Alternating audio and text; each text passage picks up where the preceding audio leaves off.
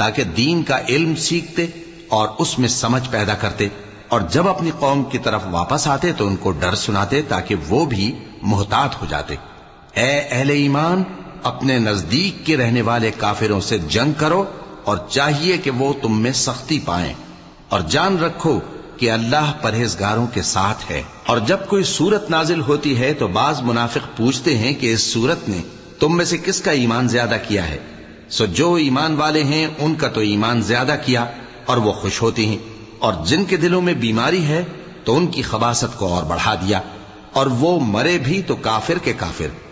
کیا یہ دیکھتے نہیں کہ یہ ہر سال 1 یا 2 بار بلا میں پھنسا دیے جاتے ہیں، پھر بھی توبہ نہیں کرتے اور نہ نصیحت حاصل کرتے ہیں؟